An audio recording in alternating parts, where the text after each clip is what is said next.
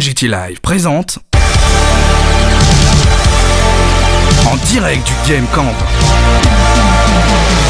Oui, ça va, merci. Non, ça passe vite. Hein. Oui, non, il a dit ça va dater, mais ça passe vite. Ouais, ça passe très vite. Ouais. Je suis pas beaucoup plus vieux qu'Alon Ouais, c'est ça qui est dingue. Oui, c'est dingue. Ouais, comme ça. Et du coup, tu as travaillé sur aussi Little Big Adventure. Oui, effectivement, c'est en fait juste après Alone in the Dark 1, quand on a quitté Infogrames avec une partie de l'équipe, et on a fondé Adeline Software pour faire Little Big Adventure 1 en 1994. Tout à fait. Et le 2 dans la foulée. Et le 2 presque dans la foulée, parce qu'on a fait Time Commando entre les deux, un truc plus arcade. J'avais envie d'un truc un peu différent, mais parce qu'LBA c'était un gros jeu à l'époque. En 97 le 2, d'ailleurs on pourrait reparler des tailles d'équipe pour faire les triple A à l'époque, ça fait un peu rire maintenant. On y reviendra, hein. C'était et puis ensuite tu as tout dernièrement sorti Too Dark il y a quelques petits mois. Il y a 2 mois en France, mais il est sorti le 29 juin là au Japon la semaine dernière. Ah voilà. Ok, d'accord, ok, cool. Voilà. Donc sorti belle version PS4. PS4 uniquement au Japon. PC Steam, Xbox One, mais voilà, la version PS4 elle a été soignée. Ce qui vend le plus au Japon, de toute manière, sans surprise. Et tu es là au Game Camp, tu as tenu tout à l'heure une conférence sur les voxels non cubiques, c'est ça ? Oui, les voxels non cubiques, ouais. Parlons-en, qu'est-ce qu'un voxel ? Voilà, donc un voxel c'est l'équivalent 3D d'un pixel qui est en 2D, c'est-à-dire quand on voit une image qu'on voit sur un écran, une image plate dessinée avec des petits pixels, et voilà, chaque petit pixel c'est un petit carré en 2D qui est un des composants de l'image. Et pour les voxels c'est la même chose, mais on rajoute comme ça plusieurs couches d'images et on se retrouve avec une sorte de cube qui contient des informations de couleurs pour chaque petit cube à l'intérieur, c'est des voxels. Mais ça c'est la représentation, je dirais, classique du voxel, comme j'en parlais donc à la conférence, où on imagine Minecraft, on imagine Voxatron, on imagine Magica, où on voit les voxels, parce que ça peut être un style graphique aussi quand on parle de voxels. Dans Too Dark justement on parle de non-cubique voxel. Merci Fabien Del Piano pour le nom de la techno. C'est son idée, enfin pas la techno mais le nom. Mais moi j'avais appelé des voxels mous, et moi je suis pas super vendeur pour mes propres trucs. Fabien lui il sait faire ce genre de choses là.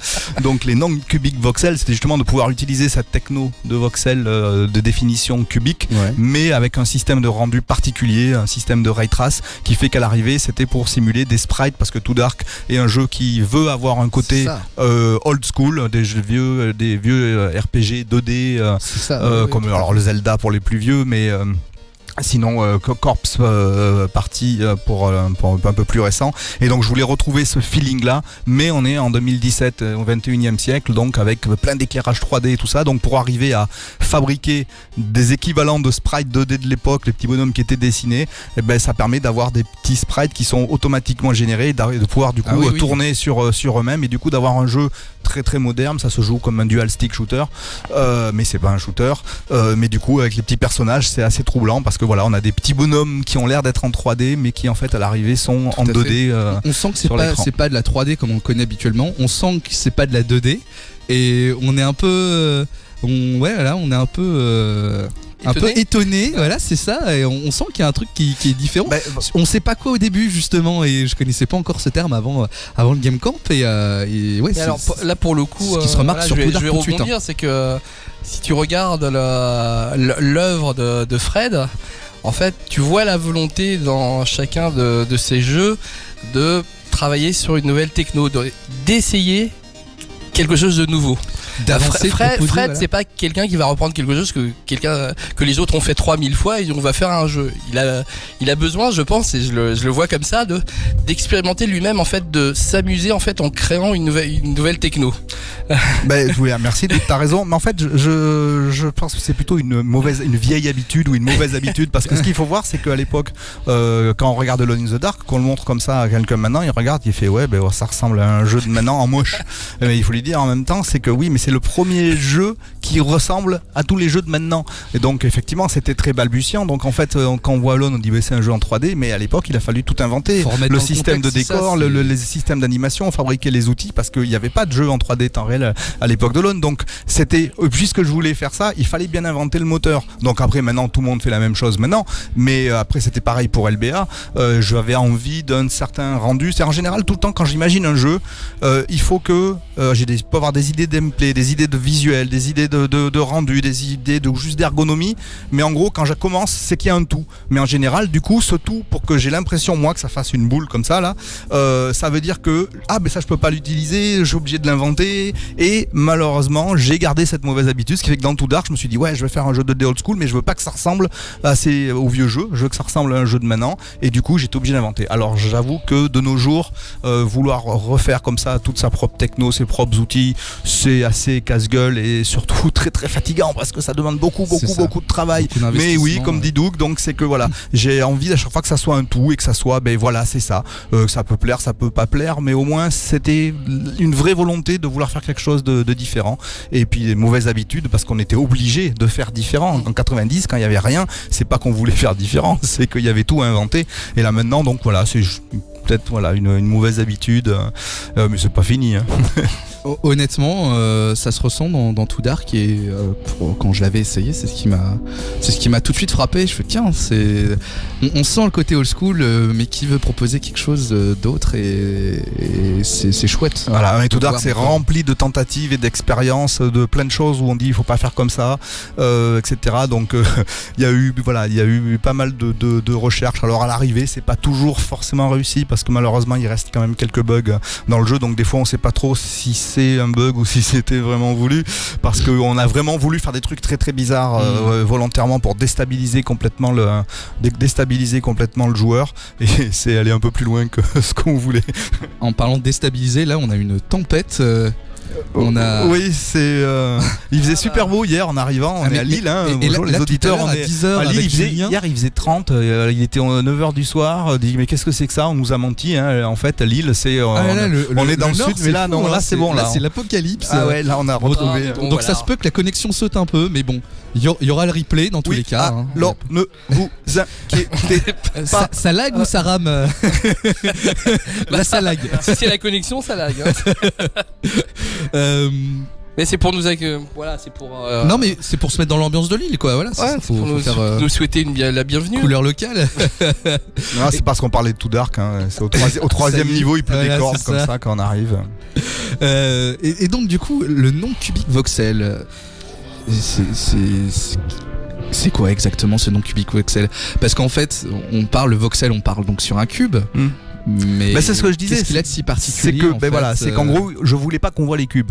C'est-à-dire qu'en gros, après, alors des fois, c'est une grosse bêtise de ma part aussi. On voit que c'est en 3D, on voit que c'est un peu cubique, mais c'est quoi les bords sont un peu plat. En fait, ce qui se passe, c'est que, en fait, oui, mais c'est ça. En fait, quand on représentait des voxels, du coup on imagine représenter des cubes, et c'est vrai que quand on fait des rendus en 3D, un cube il a 6 faces avec 6 des normales de faces pour calculer les éclairages, et là justement comme je voulais complètement lisser et justement perdre ce côté cube, parce que je voulais que ça devienne un personnage intégré dans les décors.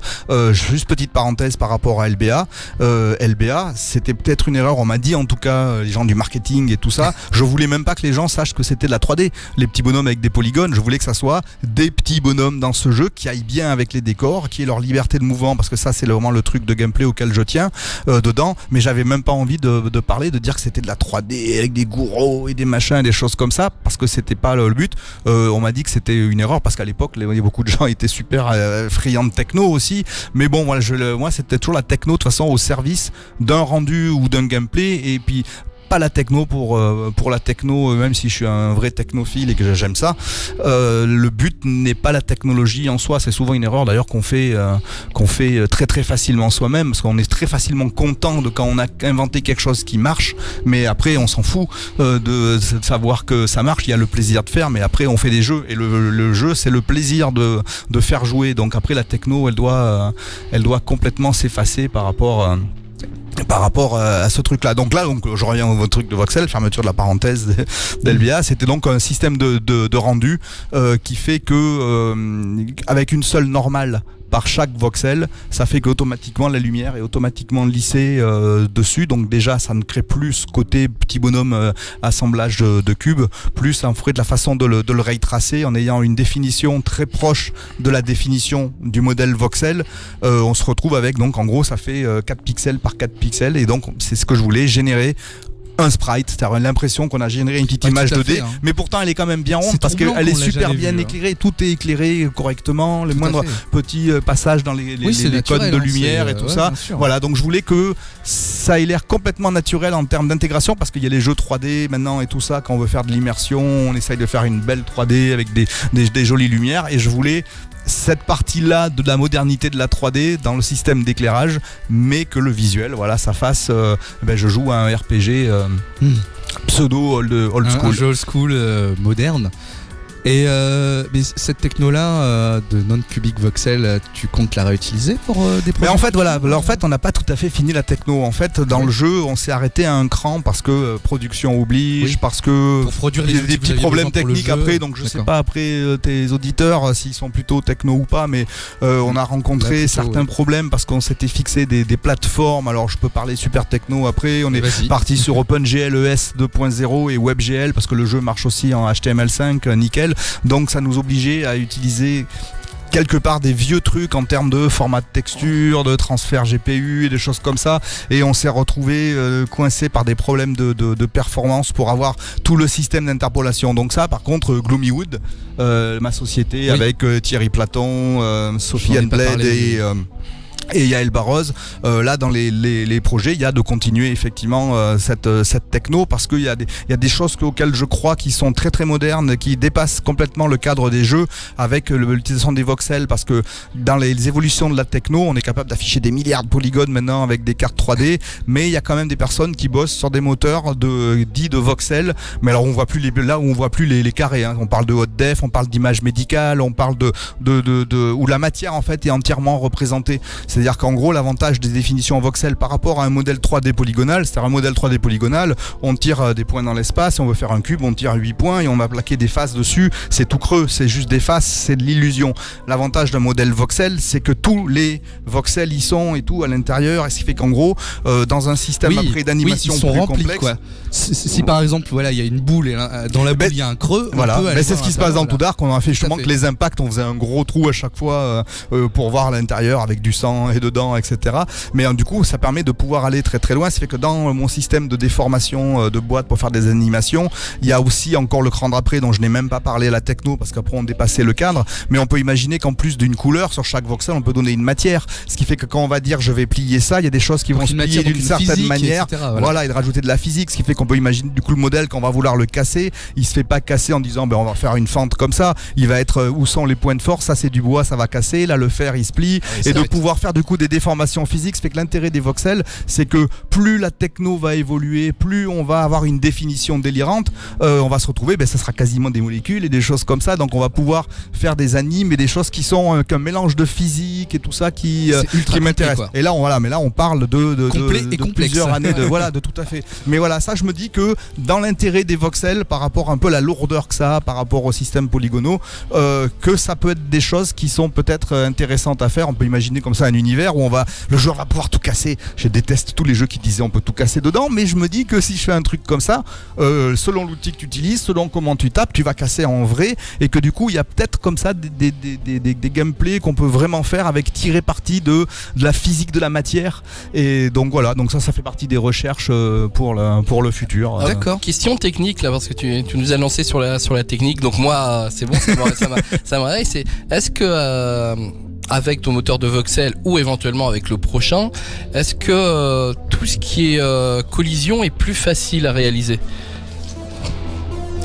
Alors, il y a plusieurs façons de faire les collisions, hein. On peut soit tricher, c'est des boîtes englobantes, c'est ce qu'il y a dans Too Dark parce que le jeu en 2D il y a ça. Mais l'avantage justement aussi des voxels après, c'est qu'en gros tes collisions elles sont dans la définition déjà, c'est-à-dire qu'en gros tu ne pourrais ne même pas avoir besoin de saisir ce qu'on appelle des collisions, parce qu'en général justement quand on fait un modèle 3D, après voilà, on rajoute les boîtes de collision autour, alors ça peut être juste une boîte englobante ou des boîtes par élément, mais on rajoute quelque chose, c'est-à-dire enfin, on peut tester au polygone aussi, mais là ça devient plus coûteux en termes de calcul, voilà, alors que l'avantage des voxels c'est que ben voilà, le voxel il est comme ça, ce qui fait qu'on pourrait dans un décor aussi en voxel, ben c'est facile, hein, c'est est-ce que le pixel il est vide ou il est pas vide, alors après on peut parler des matériaux, mais même sans parler des matériaux, et du coup est-ce que le voxel voilà il rentre comme ci, il rentre comme ça, parce que chaque molécule voxel qui devient du coup une sorte d'entité de matière, du coup ben, elle rentre ou elle rentre pas, donc oui on pourrait justement aussi aller après avec des trucs physiques qui gèrent et là il y a d'ailleurs un moteur physique aussi à inventer, parce que si on le faisait maintenant on lui créerait une pseudo-forme à partir de la donnée en voxel, même si c'est des toutes petites faces, on aurait besoin quand même de faire un truc comme ça, parce qu'il n'y a pas de système globaux comme ça permettant de gérer vraiment des collisions physiques, parce que c'est un peu complexe, que après selon la définition d'une boule elle va rouler plus ou moins bien selon la physique, donc là justement il faudrait qu'en gros dans la logique mais ça c'est des trucs que j'aimerais faire plus tard, c'est-à-dire qu'en gros on considérerait les voxels comme des boules plutôt que comme des cubes, qui simplifierait considérablement la physique, voilà, qui fait que du coup ils pourraient beaucoup plus glisser sur eux-mêmes et des choses comme ça, mais oui mais du coup ça rejoint complètement mon système de matériaux et tout, donc les collisions effectivement tu vas tordre le truc, et ben s'il y a quelque chose qui doit passer là au milieu, ben ça passera nickel au milieu, parce que voilà on va dire que les collisions sont intégrées dans la notion même de stockage de données des voxels. Donc oui, c'est une très bonne idée ça. Donc ça. Et donc tu comptes essayer de proposer ça, enfin de vendre le moteur, de proposer ça à d'autres. Alors vendre un moteur, c'est voilà, déjà s'en servir pour faire quelque chose de soi, ça c'est déjà bien. Parce qu'après vendre un moteur, c'est alors oui on pourrait. En fait c'est que je suis curieux, je me dis, est-ce qu'on pourrait pas retrouver des jeux d'autres studios avec ça, honnêtement? Moi je pense que c'est une technologie qui est chouette à voir. Ce qui se passe c'est qu'il y a quand même il y a un très très grand écart entre une techno dont tu te sers pour toi et une techno que tu vas licencier, on appelle ça, enfin vendre, parce que ça veut dire du coup que il y a un paquet d'outils en plus, surtout des paquets de documentation, une façon même, le SAV, en gros tu fournis un service, il faut faire une boîte rien que pour ça, et là c'est alors pourquoi pas, parce qu'on l'a imaginé et c'est pas fait pour l'instant, mais bon on verra dans le futur, mais de faire des plugins pour 3D Studio, Unity ou des choses comme ça permettant d'intégrer ce système de modèle dans un autre environnement 3D, déjà les plugins c'est plus simple qu'un moteur ou un outil. Déjà, donc on envisage effectivement des trucs comme ça, mais là bon il y en a encore pour quelques temps encore, la techno évolue, surtout que je fais un peu autre chose aussi. Rendez-vous dans 10 ans. Ouais non peut-être avant, j'ai aucune idée, je sais pas, là c'est on verra. Et donc du coup en dehors de Too Dark, là tu travailles maintenant qu'il est sorti, qu'il est shippé comme certains disent, avec Gloomywood, vous travaillez sur quoi? Vous travaillez sur par exemple Gloomywood, des extensions sur Too Dark? Non, là pour l'instant Gloomywood, justement, là je te dis, la version japonaise est sortie le 29 juin, la semaine dernière, la version française il y a 2 mois maintenant, et donc non là c'est un peu repos et justement investigation de ce qui peut se faire après. Donc je t'avoue que j'ai un autre dada en plus des jeux vidéo, c'est les jouets électroniques, et que j'aime bien en général, surtout là, Too Dark c'est 3 ans de développement, pour un petit studio c'est beaucoup de boulot, surtout comme j'expliquais à la conférence, il faut pas être game designer, patron de la boîte, faire les outils, être programmeur principal et faire le game design, c'est difficile. Donc ça commence à faire beaucoup. Voilà, donc là du coup entre général après un jeu comme ça, j'ai envie de mon autre dada, c'est les jouets électroniques. Donc là en fait je travaille déjà, mais c'est assez dilettante, ça me permet je me repose en faisant ça, travailler sur des prototypes pour mes prochains jouets, parce que si je me dis tout de suite quel jeu et comment on le fait, c'est quoi là, alors suite de Too Dark on sait pas, on va attendre les résultats déjà, mais quel jeu, c'est voilà, ça me brusque, il faut qu'il y ait quelque chose qui gère, mais quelque chose qui mûrisse même si c'est inconscient. C'est pour ça que là entre deux, refaire des jouets où il y a un peu plus de travail manuel, parce qu'il faut faire de l'électronique, il faut faire du matériel, il faut faire des choses comme ça. T'aimes bien avoir du concret justement, ça permet de se rafraîchir la tête, ça reste dans les trucs de techno, dans le gameplay, dans tout ce qui est le mélange jeu-jouet que j'aime bien, mais voilà, du coup c'est de la pure recherche sur des choses très très différentes, parce que justement en bossant là-dessus à un moment ça va faire tiens, même si c'est à avoir ou pas à avoir, en faisant une chose complètement comme Patrice Desilets disait l'autre jour, tiens dans ma douche, hop, ça a popé quoi. En fait, de toute mais la douche, de toute façon, le cerveau humain, il est fantastique. C'est qu'en fait, il travaille en tâche de fond, et que effectivement, quand t'es accaparé par quelque chose, tu ne penses pas, tu peux pas avoir d'idées. Les idées vont arriver à des moments calmes où tu es en train de marcher, en train de faire des choses très light, et le cerveau là il va balancer les idées. Mais effectivement, on peut pas demander. Moi, je dirais que c'est le cas pour tous les artistes. On peut pas demander à quelqu'un de produire en permanence. C'est parce que il y a tout le temps la phase de régénération. Puis en plus, c'est Steve Jobs. Je cite Steve Jobs, j'en reviens pas. Non, mais il a dit ça et c'est très vrai. C'est justement, c'est sur le fonctionnement du cerveau. C'est en fait, on n'invente rien. On ne fait que agréger des choses qui constituent notre expérience. Moi, j'ai pris mes premiers cours d'électronique, j'avais 13 ans, et tout ça va. Bon, plus après le vidéoclub de mon père, enfin tous ces trucs-là, ça rajoute des éléments dans la tête qui font que de temps en temps, il y a des associations qui se font, qui peuvent être improbables. Pour une fois, on a le droit d'utiliser le mot. Qui voilà, d'un seul coup, tiens, ça et ça va se mettre ensemble. Alors ça peut être bien, ça peut être pas bien, ou même des fois, et ça c'est plus souvent le cas, c'est que oui, tiens, il y a quelque chose, et puis t'y penses même plus, mais ta tête elle a déjà accroché quelque chose quelque part et elle va continuer de coller des choses dessus, et puis du coup ça peut donner des idées comme ça. Mais c'est pour ça que c'est bien de se changer justement la tête et de changer de discipline pour d'un seul coup que ça revienne tout seul. Surtout comme tu disais, quand on est créatif, c'est un peu une sorte de bazar ambiant qui agglomère un peu tout et n'importe quoi. Moi je vois des jeux partout. Est-ce que toi tu prends des notes quand t'as des idées? Moi depuis j'ai toujours eu un carnet avec moi, et depuis que les tablettes PC existent, là je te parle de ma tablette NDO en 2005, j'ai toujours une tablette où on peut écrire, la tablette Samsung, un crayon, là j'ai une surface et tout. Je prends des milliards de gribouillons tout le temps. C'est ce sur des bouts de trucs, de pas pouvoir destiner. Le stylet sur l'écran, c'est juste génial de pouvoir se promener avec une partie de sa tête en permanence, parce que c'est rempli de crowbars, c'est rempli de trucs, et puis de temps en temps je regarde, je fais oh ouais tiens ça, et puis enfin bref, oui voilà, il faut prendre des notes en fait en permanence, et puis c'est pas toujours bien, hein. Et on parlait tout à l'heure d'artistes et tout. Il y a une question d'un auditeur qui nous suit. Est-ce que le voxel n'aurait pas limité la direction artistique du jeu? Non, parce qu'elle l'a créé. Elle l'a créé au contraire au début, parce que c'était la volonté de cette image globale que j'ai eue avant même que tout ça existe. Je me suis dit tiens voilà, je veux que ça ressemble globalement à ça, mais je suis un technicien, et après je travaille avec ma graphiste attitrée qui du coup qui elle vient d'une école d'art traditionnel, de dessin, et qui du coup après fait le côté justement les couleurs, les lumières, pour faire que mon idée de visu ressemble à quelque chose. D'ailleurs au passage, tiens, j'ai oublié de le dire à la conférence, pour la petite anecdote quand même, si vous regardez bien les images de Alone in the Dark, de Little Big Adventure, de Toy Commander et de Too Dark, en gros c'est la même palette. D'accord. Ouais, c'est à peu près les mêmes couleurs qui reviennent. Ouais. D'accord, en fait du coup tu as fait ton outil pour pouvoir s'ouvrir au mieux la vision que tu avais à la base en fait. Oui, c'est ça. C'est une tentative, parce que c'était pas sûr de réussir. Ta propre palette, c'est que en gros, quand j'ai imaginé un peu des bonhommes en 3D articulés pour Alone, et que ça existait pas, enfin ça existait en images de synthèse et tout ça, mais c'était des technos qui n'avaient rien à voir, du ray trace encore à l'époque et tout ça. Enfin bref, j'avais la visuelle de ce que je voulais faire avant même que ça soit possible de le faire, parce qu'il a fallu faire les outils. Après c'était pareil pour LBA, puis pareil pour Too Dark. Je disais voilà, je veux faire ça.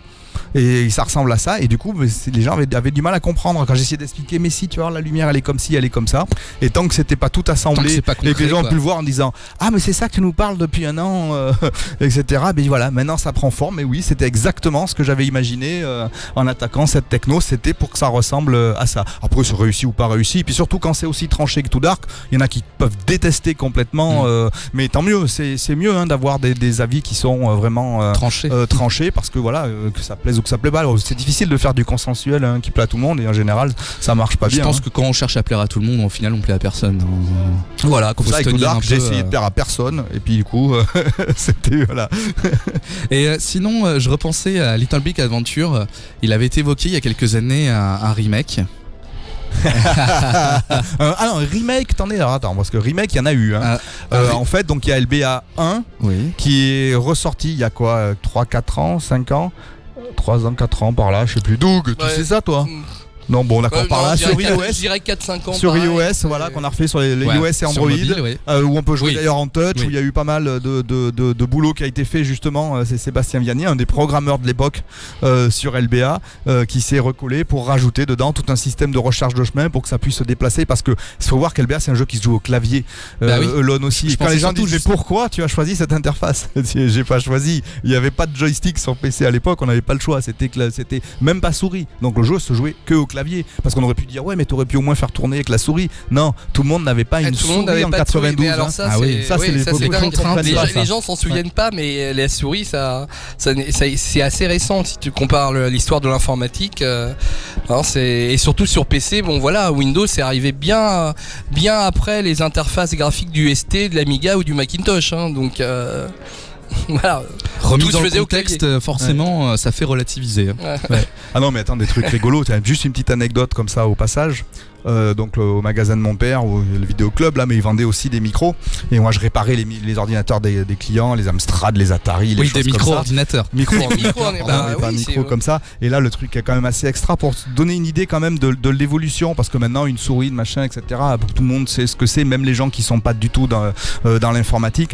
Mais en 86, Atari ST 86, oui. ça doit être ça. Tout à fait. Donc au magasin, l'Atari était posé sur l'écran et il y avait donc l'Atari. Je sais pas si vous voyez la table à l'écran. Donc imaginez que cette chose-là, c'est une souris. Une souris d'Atari ST, elle était à peu près de cette taille et carrée comme ça aussi. Ouais, bien cubique. Bien cubique. Avec les deux boutons. Et donc elle était comme ça posée sur la table avec l'Atari comme ça, et puis moi je me promenais dans le magasin comme ça, et puis je regarde les gens, parce que les gens c'était très intéressant de voir comment ils réagissaient par rapport aux ordinateurs. J'ai des centaines d'anecdotes c'était un ovni qui débarquait à cette époque, un ordinateur, et du coup je vois le gars comme ça qui s'approche comme ça de l'écran, comme ça il regarde, il met la main sur la souris, il bouge et il voit que la petite flèche sur l'écran se met à bouger, ça il écarquille les yeux comme ça, et il fait monter, descendre, monter, je vais le faire plus haut au cas où pour la caméra, monter, descendre avec merde, ça bouge le truc sur l'écran, et en fait il descend et il dépasse la table. Comme ça, c'était des souris à boules à l'époque. Oui. Et puis il arrive en l'air comme ça, et il voit que merde, le curseur il bougeait plus sur l'écran. Il regarde autour de lui comme ça, il se dit merde, j'ai dû casser quelque chose, et tout, il repose la souris et il est parti parce qu'il s'est dit qu'il avait dû casser quelque chose parce que le curseur il bougeait plus sur l'écran et avait quitté la table. Mais voilà, donc c'était 86 quoi. Donc les gens découvraient ça, et c'était tout ça, c'était très très très nouveau, et enfin bref, donc tout ça c'est parti d'histoire du clavier, de l'interface de LBA et tout ça. Ben oui, c'était voilà une autre époque. D'accord, ok. Merci pour cette petite anecdote, c'est marrant. Non, mais c'est vrai. C'était une révolution. Les papilles, les histoires de. Mais voilà, et puis pareil, une histoire. À l'époque, le fait de voir des icônes sur un bureau, aujourd'hui c'est tellement naturel. Ouais. Aujourd'hui c'est justement l'inverse. Si on mettait les ordinateurs de l'époque des débuts des années 80 avec le basique qui apparaît, les gens ils diraient mais c'est quoi, qu'est-ce qu'on fait avec l'ordinateur? Alors tu vois, de parler de trucs de vieux cons, ça c'est un truc que je regrette vraiment. Non mais vraiment, ça c'est un truc super important. Et en fait, on était super plus productifs dans les années 90, il n'y avait pas internet. Et puis surtout, les ordinateurs, comme dit Doug, quand tu allumais ton Amstrad, ton Atari, et puis même ton PC, en gros, qu'est-ce qu'il y avait sur l'écran? Alors, pas tout à fait pour l'Atari, parce qu'il y avait une interface graphique, mais enfin, en gros, tu te retrouvais, t'allumais, t'avais un curseur qui clignote. Voilà. Maintenant, t'allumes ton ordinateur, il te fait t'as 50 Messenger, 40 Facebook, 12 000 t'es connecté sur le net obligatoirement. Machin. C'est-à-dire, en gros, t'allumes ton ordinateur, déjà, t'en as pour 4 ou 5 heures, déjà, parce que ton ordinateur, il te sollicite, et il va te dire, attention, t'as ça, et là, t'as un warning, t'as pas lancé ton antivirus, et machin, etc. Là, quand on arrivait à l'ordinateur, c'était tut, curseur, il faisait même pas de bruit, qui clignote, et tu veux faire quelque chose avec ton ordinateur, débrouille-toi, voilà. Et tu n'avais que le clavier. Et voilà, et donc si on met un ordinateur comme ça à quelqu'un, il dit mais on peut rien faire à tout avec. Si, on peut faire tout avec, mais il faut tout faire soi-même. Sans se bout des doigts. Il faut tout faire soi-même. On a l'impression que l'ordinateur il l'attend. Oui, c'est vrai, tout à fait. Donc en fait, on perd un temps absolument phénoménal. Et en fait, c'est pas vrai. Je dis ça pour exprès jouer le vieux con, parce qu'en même temps, Internet, ça permet de faire des recherches. Mais tu sais qu'à l'époque, ce que tu es en train de dire est très vrai, parce que même un joueur de base à l'époque, il connaissait les commandes basiques de base pour loader un fichier, l'effacer, et donc en fait ça éliminait cette appréhension qu'on a des lignes de code. Peut-être. Bah ouais, attends, tous les joueurs PC des années 90 connaissent l'auto-exec.bat. Oui, c'était incroyable ce truc-là. Hein. C'est parce que ça rentre pas, il n'y a pas assez de mémoire. Alors oui, il va avoir dans ton exec, enlève tel truc ou tel truc, même 6. Moi personnellement, ça m'a rendu fou. Ça m'a rendu fou. Surtout que j'avais le ST et l'Amiga, quand je voyais le PC, je disais c'est quoi ce truc? C'était pas fait pour être une machine de jeu à l'époque. C'est vrai, tout à fait. Ça, mes élèves, ils ont du mal à l'imaginer que c'était la moins bonne machine pour le jeu à l'époque 2D en tout cas. Mais c'est celle par contre qui avait l'avantage d'avoir des outils j'allais pas faire entre guillemets professionnels. Oui, il y avait déjà Microsoft, il y avait tout ça, donc il y avait des assembleurs, il y avait des pas mal d'outils qui étaient plus avancé que le côté. PC, alors après c'est venu, Atari absolument tout. Après attention, le PC s'est imposé par les fans effectivement par le milieu professionnel, par un milieu détourné quoi. C'est transversal. Eh bien voilà, j'ai usé de toutes mes cartouches. On parlait de Little Big, Au final, en fait, c'est qu'il y a eu un remaster, un remake sur donc sur mobile. Donc sur mobile, c'est ça. Et sur PC, je sais qu'il y a eu GOG qui a lancé. Alors voilà, GOG aussi qui a remis des versions, mais il n'y a pas eu de remake du 2. Parce qu'il est beaucoup plus gros que le 1 à faire, donc peut-être, pourquoi pas. Et puis je vois où tu vas en venir, alors je vais le faire pour une fois avant qu'on me pose la question, et peut-être un jour LBA 3, parce que je devance maintenant, parce que forcément, mais non, ça c'est on se revoit régulièrement avec Didier Chanfray, Sébastien Vianney, enfin les quelques membres de l'équipe d'avant. Et donc oui, bien sûr, je rêverais, mais c'est un jeu qui est très compliqué à faire déjà à l'époque. Donc 94, le premier, c'était déjà un ovni. On disait les éditeurs, c'est Electronic Arts qui l'a édité. Ils en sont très contents d'ailleurs d'avoir édité ce jeu-là. Mais même pour eux, c'est quoi ton jeu? C'est un jeu d'action, c'est un jeu d'aventure, c'est quoi? Je dis oui, il y a un peu de tout dedans. C'est un jeu d'action-aventure. Alors maintenant, ils sont tous ça maintenant, ceci dit, c'est vrai. Je voyais ça dans le magazine quand j'étais gamin. Je me disais, c'est quoi ce jeu? C'est tellement spécial que je me souviens des personnages. Il y avait des éléphants, des lapins. Mais en fait, on voulait en plus, là, on a vraiment prendre le contre-pied de tout ce qui se faisait. C'est-à-dire qu'en gros, quand on a commencé LBA, c'était Doom venait de sortir. Et en gros, donc Doom venait de sortir. Et puis, je leur ai dit, tout le monde dans la boîte, bon, c'est bon, dans 1 an, 2 ans, des textures rouillées. 90% des jeux ont des textures rouillées. Et beaucoup de FPS forcément, etc. Mais enfin, que ça allait vraiment marquer. Et du coup, c'est pour ça, on s'est dit, voilà, nous, donc il faut anticiper sur 2 ans. Et comme dans 2 ans, tous les jeux auront des textures rouillées, nous on va faire un jeu avec des couleurs et des rouges et des verts et des bleus et puis des éléphants et des machins plutôt que des gros extraterrestres baveux, etc. Et faire une histoire en fait super humaine avec un décalage complet en disant mais c'est quoi un jeu avec des lapins et des éléphants quoi, merde. Donc voilà, donc on a un contre-pied de tout et puis voilà, puis à l'arrivée un truc super attachant, mais même nous quoi, on a tous gardé, je le vois avec les joueurs, ça fait plaisir, mais même nous en interne, un affectif par rapport à tout ça, par rapport à l'époque, par rapport à ce qu'on disait d'ailleurs tout à l'heure, les tailles des équipes. Il faut voir que le gros de la prod de Alone in the Dark, c'était un triple A, on était 7, Little Big Adventure 1 on était 12, Little Big Adventure 2 on était 18, et on parle bien d'un jeu triple A avec 4 heures d'audio, les voix enregistrées dans toutes les langues et des machins, etc. Quand tu vois les équipes de GTA maintenant, tu vois que c'est pas tout à fait les mêmes proportions. On parle en centaines maintenant. Et en plusieurs centaines, Même les boîtes qui essayent comme Nintendo, qui essayent d'avoir très peu de personnes, maintenant avec le dernier Zelda, voilà, ils sont 180, donc 10 fois plus que pour LBA 2. Donc voilà, aujourd'hui c'est devenu énorme au niveau de production d'assets. Comptez pas nos heures. Oui. C'est vrai que moi globalement j'estime qu'à l'époque les équipes les gens étaient globalement, je dirais meilleurs, parce il fallait être super motivé et donc en fait ça triait vraiment c'est dur à dire, mais il fallait en fait mettre sa vie dedans. Il se passe plusieurs choses, il fallait mettre sa vie dedans. C'est vrai qu'en gros il y avait vraiment une passion. Alors je dis pas qu'il n'y a plus de passion maintenant, il y en a une aussi, mais il y a beaucoup de gens qui travaillent dans le jeu vidéo parce que leur passion c'est le jeu vidéo.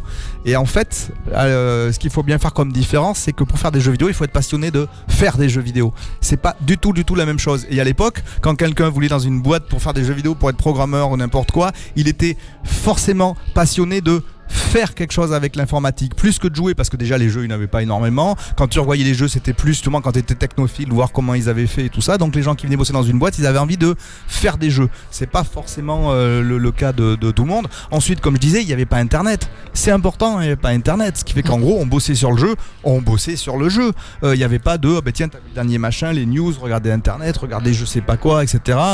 On bossait sur le jeu, c'était le seul truc. Si on faisait un autre petit jeu à côté pour s'amuser le soir, pour LBA c'était un petit truc en 3D où on se tirait dessus en réseau et le soir on jouait pour se détendre, faire un petit jeu. Donc voilà, il y avait l'époque, il y avait le pas internet, le fait qu'un ordinateur te servait d'outil pour pouvoir faire ce que tu veux, et qu'on jouait très très très peu dans la boîte. Ouais, c'est voilà, vrai. Pour pouvoir faire des jeux vidéo, il faut aimer faire des jeux vidéo. Voilà.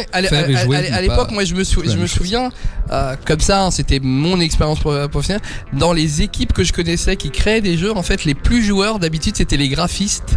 Et c'est pour ça que, en tout cas, mon expérience personnelle, c'est beaucoup de graphistes en fait, mais mettaient leur sel dans le game design, commençaient à devenir game designer parce que c'est ceux qui jouaient le plus et qui permettaient donc de faire la comparaison entre le gameplay des jeux. Tout à fait. Et c'est vrai qu'il y avait des surtout que oui, il y avait en plus moins de postes maintenant. C'est-à-dire que maintenant vraiment game designer c'est un poste à part entière, et level designer. Exactement. Et plein de choses designer et plein de choses comme ça. Et à l'époque non, les designers c'était tous, et c'était que ce soit un programmeur, un graphiste, c'était pas un métier à part entière. On le faisait de manière plus. Bon, bien sûr, il y avait le programmeur principal, c'était moi qui insufflait ce que j'avais envie de faire. Mais par contre, on jouait vraiment touche au jeu, tout le monde avait son mot à dire, mais c'est l'avantage d'une des petites équipes. Aussi, c'est quand quelque chose a quelqu'un à dire, il n'a pas besoin de faire un truc en 3 exemplaires et que ça remonte dans les hiérarchies, etc. Donc il y avait un côté temps réel dans le développement aussi, qui était peut-être plus qui était obligatoire, surtout. Il n'y avait à pas l'époque, une on n'avait pas le choix. qui est même un frein du coup au développement de certains jeux. Mais je pense qu'on retrouve ça dans les équipes indé un peu aujourd'hui, où en fait si une bonne équipe indé, c'est chaque personne est multicasquette, et la communication elle est instantanée. C'est-à-dire on est tous au même endroit, on se parle et ça prend 2 secondes. C'est pour ça que de plus en plus des plus grands créateurs de jeux, on était sur Paris avec Patrice Désilets, il parlait de Cliff Bleszinski. Tous les plus grands se mettent à quitter les plus gros studios où ils étaient. Je pense à Cliff, ils étaient plus de 200 chez Epic Games. Voilà. Mais tu imagines que dans un studio de 70 personnes, t'arrives le matin, tu vas dire bonjour à 70 personnes, rien que ça, t'en as pour une demi-heure. Tu dis et puis même, j'aime bien ce que fait Cliff. Il disait, si tu te ramènes dans une boîte, qu'on est tellement nombreux que tu connais même pas les personnes de la boîte. Puis en plus c'est pyramidal, il y a les gens qui surveillent, les gens qui surveillent, qui surveillent les gens qui surveillent. Qui managent. Voilà, en fait. La validation dans les grosses boîtes, c'est juste l'enfer. Ça devient une machine. Ça peut être bien aussi, parce que ça permet après de faire aussi des projets qui sont d'une ampleur que tu peux pas faire tout seul. Hein. C'est même avec beaucoup d'espoir et beaucoup de. Comme on peut avoir des étudiants des fois qui montent leur projet, et c'est World of Warcraft, tant mieux, ils sont 3 et en premier projet. en premier projet aussi. Et c'est adorable. C'est vraiment c'est adorable. Et non, mais voilà, donc après c'est vrai que ça peut donner une certaine puissance de tir qui est assez colossale. Quand t'as besoin de 300 graphistes, c'est pas pour rien aussi, quoi. Quand tu regardes les jeux qu'on fait en France, à commencer par les Assassin's Creed et des choses comme ça, tu te rends bien compte que ça, tu fais pas ça à 3 dans ton garage. Évidemment. Ah bah évidemment. Forcément. Eh bien, comme quoi, ça c'est bien rempli. On pourrait peut-être conclure sur Too Dark, sur la réception de Too Dark. Toi, qu'est-ce que t'as... on va pas tellement parler du jeu. Oui, Too Dark, c'est en fait on parlait de old school, on a de parlé voxel de voxel, et de 2D, mais voilà, en fait c'est un jeu d'infiltration avec un rythme assez lent. Faut se méfier parce qu'on peut très facilement, c'est un peu ce que j'avais fait pour Alone in the Dark, on peut très facilement se dire que c'est un shooter et qu'on est très costaud avec les armes et qu'on peut tuer tout le monde. Et en fait non, Smith c'est un pauvre gars, un ancien policier qui a vu sa femme se faire tuer et ses enfants kidnappés quelques années plus tôt. ado, depuis il est alcoolique, dépressif et il cherche à sauver ses gamins. Et donc on retrouve le jeu, il a une nouvelle piste, on commence le jeu, il a une nouvelle piste et il va repartir enquêter pour essayer de sauver ses gamins. Et en fait il va sauver plein de gamins. Et en fait il est dans ça, on évolue dans un univers très très glauque parce qu'on parle de serial killer. Il y a 6 serial killers. Alors ils sont très très caricaturaux. On n'a pas voulu être trop racoleur, etc. Donc en gros on a le serial killer cannibale, le médecin qui fait des expériences. On a des grands classiques parce que malheureusement la réalité elle était même des fois un peu trop dure pour nous. Ce que j'allais en revenir, c'est que vous avez imaginé des trucs, vous avez fait des recherches. Ah mais ça existe déjà. Ah. Mais c'est ça, quand on croyait des fois inventer des trucs délirants, on voyait que malheureusement la réalité, donc c'est pour ça que nos serial killers, enfin globalement quand même l'univers est extrêmement glauque parce qu'on est chez des gens complètement barges qui trafiquent des enfants, mangent des enfants, vendent des enfants, tuent des enfants. Mais ce qu'il faut bien comprendre en plus, c'est que dans Too Dark, parce que des fois quand je racontais ça, les gens disaient oh là là mais c'est vraiment dégueulasse ce qu'on fait dans les jeux et tout ça. On réussit ce jeu le mieux et c'est là où on prend aussi le plus son pied quand on joue en ne tuant personne. Et c'est pas juste un effet de style comme dans Dishonored par exemple, ils disent ouais mais tu peux essayer de rejouer en tuant personne. Là il faut essayer de jouer comme ça parce que Smith c'est pas un boxeur et donc il en prend plein la figure s'il veut commencer à essayer de jouer trop cowboy. Et donc du coup il faut réfléchir et prendre son temps et savoir que ben non, en mode dans un jeu vidéo on n'est pas un super héros immortel et du coup il faut essayer d'être justement plus intelligent qu'eux et prendre un peu le temps de réfléchir et d'observer. Donc voilà, donc c'est vraiment un jeu qui se joue à l'infiltration et donc je raconte pas l'histoire par rapport à ses enfants mais en tout cas il va en sauver plein et c'est un jeu on ne demande jamais de tuer quelqu'un et en plus c'est même pas qu'on conseille de ne pas tuer, c'est qu'on le demande en fait jamais. On demande même pas de tuer les serial killers, on peut tous les capturer. Alors oui des fois c'est plus pratique et surtout qu'on compte pas les serial killers dans les victimes parce qu'on s'est dit on les compte pas dans les victimes, t'as le droit et t'auras quand même le 0 victime au cas où, mais même les serial killers on peut trouver un moyen à chaque fois de les faire se tuer d'une certaine manière ou les emprisonner, etc. D'accord. Donc en fait c'est un jeu ultra sain, on est là pour sauver des gamins, on sauve plein de gamins dans le jeu et on peut ne jamais avoir besoin d'utiliser d'armes et tout ça parce que le monde est assez dégueulasse comme ça. Ah oui, c'est et on peut donc voilà, donc c'est glauque et lugubre mais en fait voilà, c'est le message il est vraiment que ben non, c'est un jeu on t'a jamais demandé de tuer qui que ce soit. Non parce que par exemple je dis pas de mal parce que Call of Duty et tout c'est vraiment des jeux qui sont ultra bien foutus mais c'est quand même des jeux où on te va te demander de tuer des gens sous prétexte que c'est la guerre et que c'est l'armée, on te dit tu vas pas les prendre sur ton épaule et je te capture tu ne bouges pas. Je vais enfermer dans le placard. Là il y a quelque chose qui est très intéressant dans le jeu, c'est une sorte de distance que tu as par rapport au réalisme du jeu et par exemple moi j'aime les FPS à cause des mécaniques de tir, comme j'aimerais un wargame à cause de l'intelligence des stratégies, mais je préfère les FPS en fait qui ne traitent pas d'un sujet contemporain ou qui est trop réaliste par rapport à une guerre parce qu'en fait je commence à penser à la réalité et ça me coupe du jeu. Oui. Je préfère jouer par exemple à un Halo qui est dans un univers complètement fantasy et tout ça alors que moi dans Too Dark malgré la représentation un peu quand même cartoon et tout ça du jeu, voilà, si tu commences à accrocher au monde, à te dire ah oui c'est des vrais enfants, tu vois malgré la représentation en fait là tu commences à avoir une sorte de poids moral, c'est plus des sprites, c'est la représentation de quelque chose dans la réalité. Et là ça devient très dur. On n'aurait jamais pu le faire de manière réaliste parce que ça aurait été non c'est du coup ça devenait vraiment crade. Je trouve ce côté comme ça old school sprite 2D ça rajoute une couche etc. Et du coup voilà c'est vraiment si tu penses, c'est-à-dire si t'arrives et que tu t'en fous un peu de tout ça, en plus on l'a vu souvent quand dans les testeurs, en gros tu fais jouer quelqu'un qui a pas d'enfant et puis qu'il essaye tous les moyens pour les faire tuer etc. parce que c'est super drôle et tu t'aperçois que quand on fait tester à quelqu'un qui a des enfants, d'un seul coup ça change complètement, il a pas envie de jouer à voir ce que ça fait de tuer les enfants et ça c'était vraiment très très très marquant malgré leur petit look de pixels et c'est rigolo de voir le petit voxel coupé en deux et là non il y en a qui c'est ah non mais là c'est des enfants et ça, j'ai pas envie, j'ai même pas envie d'essayer, j'ai pas envie de rigoler avec ça donc tu te sens vraiment très très impliqué dans le rôle mais oui mais c'est un jeu comme là tu viens de le dire donc on te pousse pas à rentrer dedans. C'est un peu comme les jeux old school, hein. Il y avait cet esprit qu'on voulait volontairement aussi, où dans un jeu maintenant on va vraiment te prendre pas la main en te disant mais voilà mais tu connais rien et on va essayer de te mettre dans ce jeu là. Là non, un peu comme dans les jeux des années 90, on réfléchissait moins, on était plus brut de pomme en disant mais voilà mon univers et maintenant démerde-toi à l'intérieur et on va pas t'expliquer. Ce qui fait comme Too Dark c'est un peu ça. Donc quand tu comprends un peu ce qui peut être fait, surtout si tu as une connaissance des jeux d'avant, tu trouves le vrai jeu là où il est. Mais quand t'arrives, t'es juste un joueur moderne, il y a beaucoup de choses dedans, tu fais mais non, mais c'est juste pas possible. Et voilà, et là il y en a une partie qui était voulue là-dedans. Une partie. D'accord. Et t'as pas peur que ton jeu manque d'accessibilité? Ah bah forcément. C'est assumé. Oui, non mais ouais, voilà. Alors après non, il y a eu quelques erreurs aussi parce que ça a été un peu dur et compliqué, et puis on aurait dû prendre un petit peu plus de temps pour peaufiner 2-3 trucs, donc non, tout n'est pas voulu dans la difficulté d'accès, etc. Mais il y en a une partie qui est voulue, c'est pour ça que je disais ça au début, entre ce qu'on a eu le temps de faire comme on voulait et ce qu'on n'a pas eu le temps de faire comme on voulait, du coup ça s'entrechoque un petit peu, donc c'est vraiment un jeu spécial pour les connaisseurs, parce que il faut savoir ce que tu viens chercher. Faut aimer le challenge dans ce truc. Et puis après le challenge, oui aussi. En fait non, hein, d'ailleurs au passage, le challenge il y est si tu veux utiliser la force et les armes. Si tu commences à vouloir réfléchir et à jouer en mode infiltration, à regarder les parcours des bonhommes et à les éviter, etc. En fait, le jeu il est beaucoup plus facile. Et en fait, quand tu joues vraiment après complètement en voulant jouer en infiltration, à part les 2-3 pièges à la con qui énervent un peu, le jeu il est relativement facile à jouer en fait. Mais voilà, c'est une question de, on fait tout pour te dire que mais non, vas-y, tire tout, tue tout le monde, c'est ce que tu vas avoir à faire.